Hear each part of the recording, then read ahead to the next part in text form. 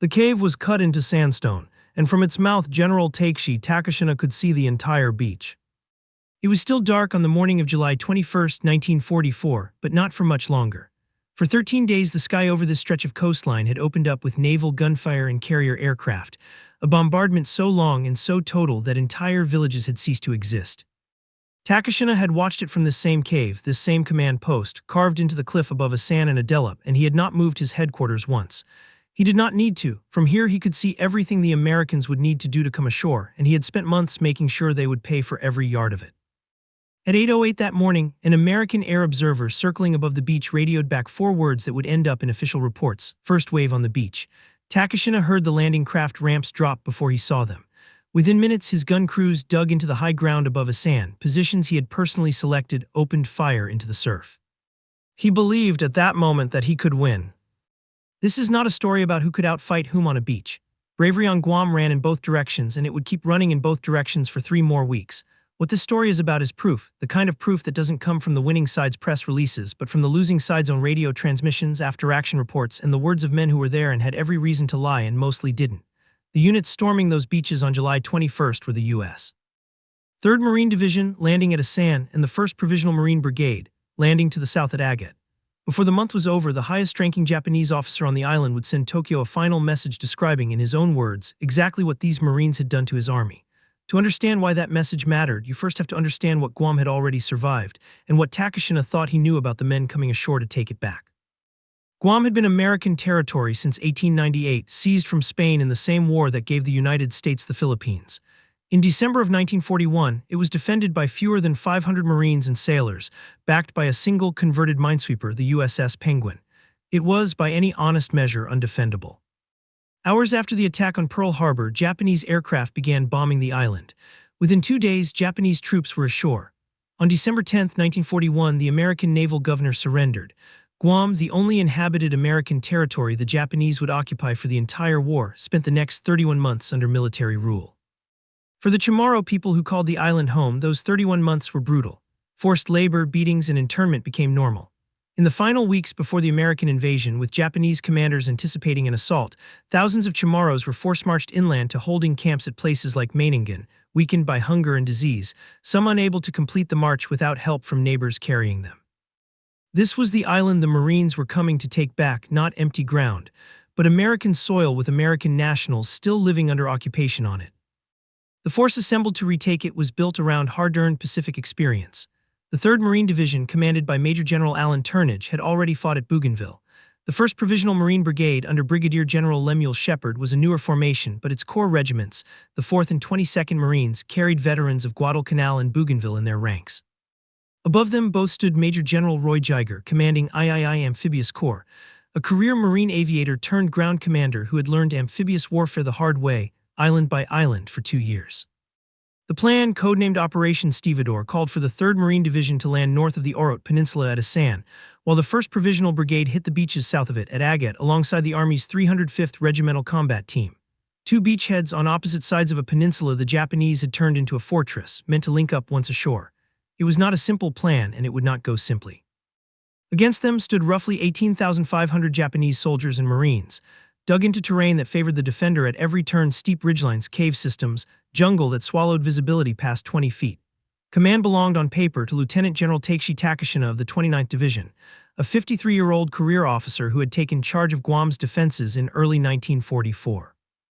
Above him, technically, was Lieutenant General Hideyoshi Obata, commander of the entire 31st Army, but Obata had been caught on Guam almost by accident, waylaid on his way back to his actual headquarters on Saipan when the American invasion of that island cut him off. For the opening phase of the battle, it would be Takashina making the decisions, with Obata present but not yet fully in command. Takashina's confidence was not baseless. Imperial Japanese doctrine for island defense had, by mid-1944, shifted toward exactly the kind of layered, dug-in resistance he had built, strongpoints spaced along the likely landing beaches, backed by mobile reserves ready to counterattack before the Americans could consolidate. He had positioned the bulk of his troops to protect the airfields and the deepwater anchorage at Apra Harbor, correctly guessing those would be American priorities. He had roughly 6 battalions he considered his striking reserve, and he intended to use every one of them in a single, coordinated blow. The doctrine he had been trained in held that the moment to destroy an invading force was in the first 72 hours, While it was still tangled up on the beaches, its supply lines thin, its formations not yet dug in. Every Japanese defender on that island had been raised on a military culture that treated retreat as dishonor and surrender, as something close to unthinkable. Surrender registers, safe conduct passes, appeals broadcast in Japanese urging men to lay down arms. All of it existed because American commanders knew how rare it was for a Japanese soldier to accept capture voluntarily. Takashina was not commanding men who expected to lose. He was commanding men who had been told explicitly that death in place was preferable to retreat, and he built his plan around soldiers who would hold that line literally. He had one more reason for confidence, and it was simple arithmetic. Landing craft could not clear the reef fringing Guam's coastline. American troops would have to wade or ride amphibious vehicles the last several hundred yards to shore, in full view of his gun positions with nowhere to take cover. He had watched this exact vulnerability from his cave for 13 days of bombardment. He believed reasonably that whatever losses his coastal defenses inflicted in those opening hours would be severe enough to stall the invasion before it started. The landings began at 8:29 on July 21st, 1 minute ahead of schedule, when the 3rd Marines came ashore at what planners had labeled Red Beach at Asan. The reef held. Landing ships couldn't get closer than several hundred yards out, exactly as Takashina had planned, and the Marines went the rest of the way on foot or in scarce amphibious tractors, walking into machine gun and mortar fire the entire way. By the end of that first day, the 3rd Marines alone had lost 231 men killed and wounded. Across the whole Asan beachhead, first-day casualties climbed past 100 dead, more than 500 wounded, dozens missing. To the south at Agat, the 1st Provisional Brigade ran into fire from a fortified position at Gon Point that American reconnaissance had somehow missed entirely. Mountain guns, sighted to enfilade the beach, that cost the brigade over 350 casualties before nightfall. And yet by dusk on the 21st, both beachheads were secure, narrower and shallower than the plan called for, bleeding but secure. That night brought scattered, disorganized Japanese counterattacks, probing not the single decisive blow Takashina had planned. He was still waiting to mass his full reserve. He didn't have to wait long. 4 days later, on the night of July 25th into the 26th, Takashina launched it, everything he had. More than 5,000 men, drawn from every unit he could pull off the line, aimed at the gap in the American position around Font Plateau, the high ground overlooking the Asan beachhead. His target was a genuine weakness, an 800-yard stretch of line between 2 Marine battalions, held by little more than a single reconnaissance platoon. If he could break through there, his plan called for his troops to pour down the slopes and drive the Marines back into the sea they'd waded ashore from 4 days earlier. It came in the rain, small probing attacks first, testing the gap, forcing back the thin reconnaissance screen. Then at 3 in the morning, the main assault, 6 battalions, screaming, charging in the dark down slopes they knew and the Marines didn't. For a moment, it worked exactly as Takashina had designed it to.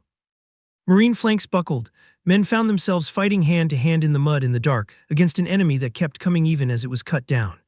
Illumination shells fired by American ships offshore turned night briefly into a flat white day and caught entire columns of Japanese soldiers in the open, and still they came. By morning it was over and it had failed. The counterattack cost Takashina roughly 3,500 men. 3 of his battalions were effectively destroyed as fighting units. The officers he had entrusted with leading the charge died leading it. Captain Yutaka Sugimoto killed by artillery fire. Colonel Hiko Shiro Ohashi, commander of the 18th Infantry Regiment, killed alongside the commanders of both his subordinate battalions, Major Chusha Maruyama and Major Setsuo Yukioka. Lieutenant Colonel Akiro Kadaoka, commanding the 10th Independent Mixed Regiment, killed. The next day, July 26, Major General Kiyoshi Shigematsu, commander of the 48th Independent Mixed Brigade, was killed when American tanks overran his command post on Mount Mangan. General Obata, still technically Takashina's superior, still present on the island, sent a report back to Imperial General Headquarters in Tokyo describing what had happened that night. He did not describe a failure. He described, in the language his army had raised him on, a charge. Commanding officers and all officers and men boldly charged the enemy. It reads on the page almost like a citation for valor. What it actually documents is the destruction of Takashina's entire offensive capability in a single night against a defensive line that held. 2 days after that report, on July 28, American forces overran the Japanese command post on Font Plateau, the same high ground Takashina had staked his counterattack on. He was there overseeing the retreat when he was killed by machine gun fire. The general who had watched the invasion begin from a cave with a perfect view of the beach died on his own battlefield. In a withdrawal he was personally supervising because there was no one left to trust it to. Command now fell fully to Obata, and what remained of the Japanese garrison, perhaps 6,000 men, scattered and increasingly cut off from each other, pulled back toward the northern end of the island, toward Mount Santa Rosa and the village of Yigo. The two American beachheads Asan and Agat linked up. Orot Peninsula with its airfield fell by the end of July. Guam's capital Agana was liberated on July 31st. What followed for the next 10 days was not a battle in the conventional sense so much as a pursuit, American armor and infantry pushing north against small, isolated pockets of resistance that fought anyway. Because surrender was not a language most of these units had been given permission to speak. Obata made his final stand at Mount Madiguak near Yigo, in a fortified position strong enough that an earlier American assault by the 306th Infantry had failed to take it. On the morning of August 11, 1944, with his headquarters located in American forces closing in, Obata sent one more message to Tokyo, his last. He described his men as continuing a desperate battle, fighting now with little more than their bare hands. He wrote that holding Guam had become hopeless. And then, in 9 words that made it into the official record exactly as he wrote them, the holding of Guam has become hopeless. He apologized to the families of the officers and men he had led to this position, and he prayed for the empire's future. Hours later, the 306th Infantry took Mount Madiguak with tanks and demolition charges.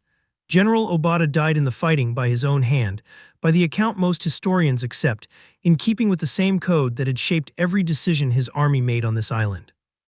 By August 12, American graves registration units had counted roughly 11,340 Japanese dead.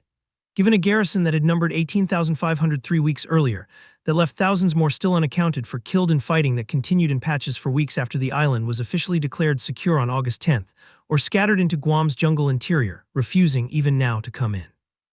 American losses across the 21-day campaign totaled roughly 1,700 killed and 6,000 wounded, a fraction of the cost the Japanese army had paid, but not a cheap victory by any measure, and every one of those 1,700 families back home would carry that cost for the rest of their lives. Here is the verdict, and it did not come from a general's radio message. It came nearly 3 decades later from a man who had been a sergeant, not an officer, one of 10 Japanese soldiers who had fled into Guam's jungle interior during those final chaotic days in 1944 rather than be taken. Most drifted back out over the following years. A few didn't. Shoichi Yaku stayed. He learned by his own account sometime in the early 1950s that the war had ended and Japan had lost. He did not come in anyway. The shame of surrender, the code that had sent Obata to his death at Mount Madiguak and Takashina's officers charging into machine gun fire at Font, held Yaku in that jungle for 28 years, through Guam's transformation, through the entire post-war world rebuilding itself without him, alone for the final 8 of those years after his last companions died in a flood. In January of 1972, 2 local hunters checking shrimp traps along the Talifofo River stumbled onto him.